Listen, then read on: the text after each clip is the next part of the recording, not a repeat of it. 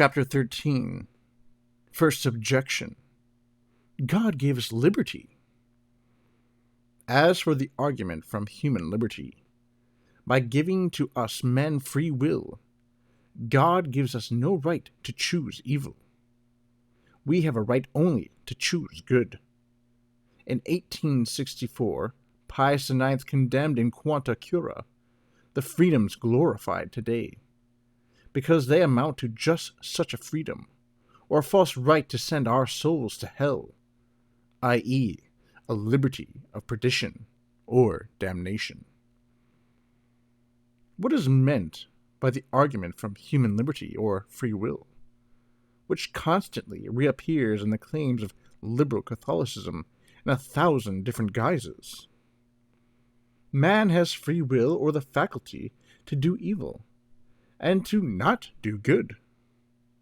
Who is unaware of this, and who would contest it?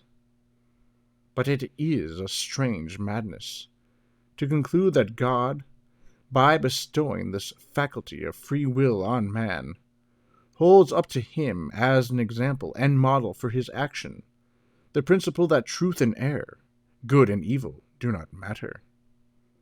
A few moments' reflection reveals the abundance of divine and merciful obstacles which God has put in the way of our misusing our power of free will to choose and not choose.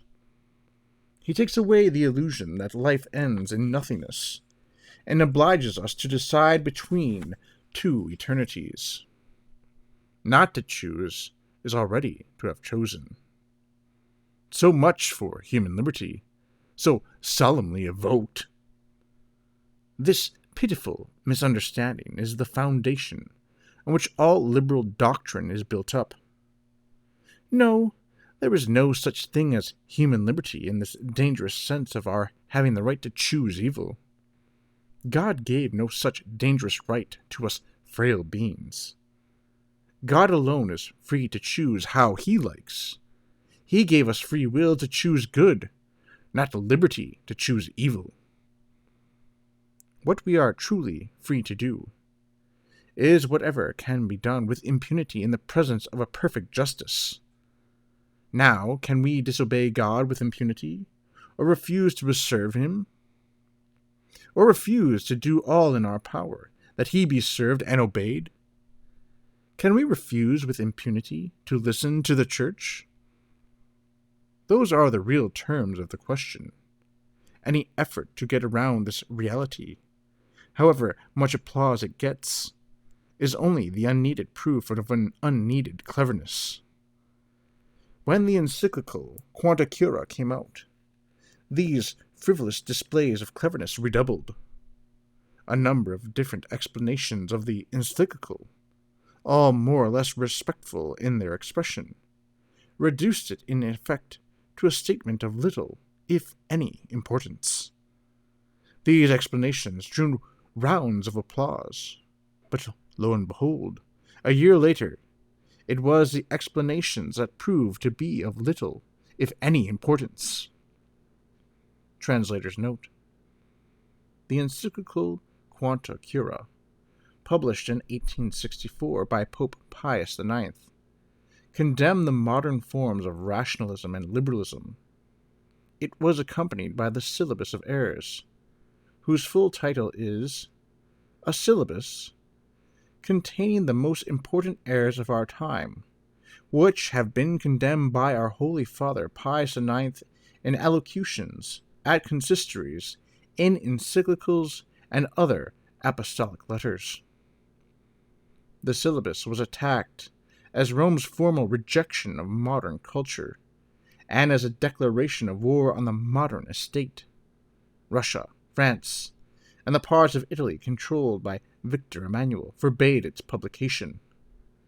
Veuillot is writing in 1866.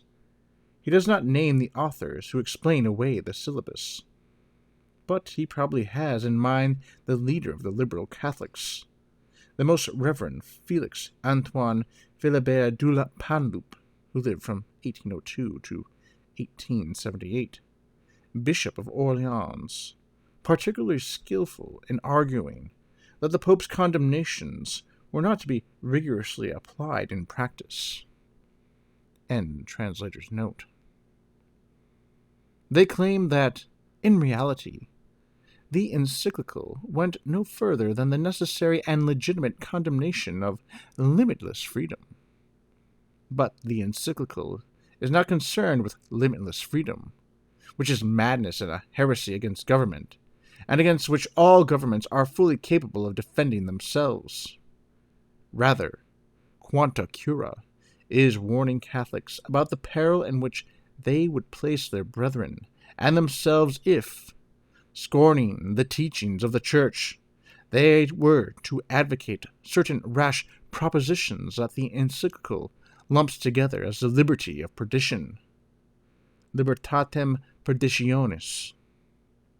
The encyclical outlines this liberty, while the syllabus goes into greater detail, describing features that are all too familiar.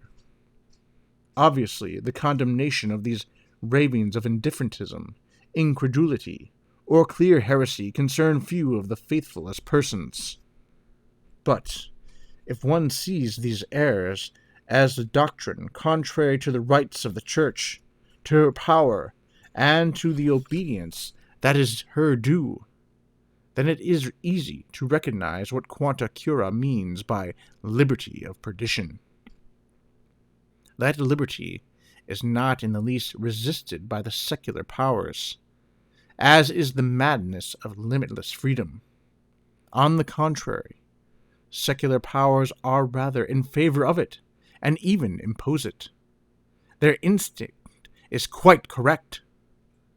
Everything that frees man from the power of God thrusts him under the power of the rulers of this world. Whenever man defies the commands of God, he puts himself outside of the earthly paradise.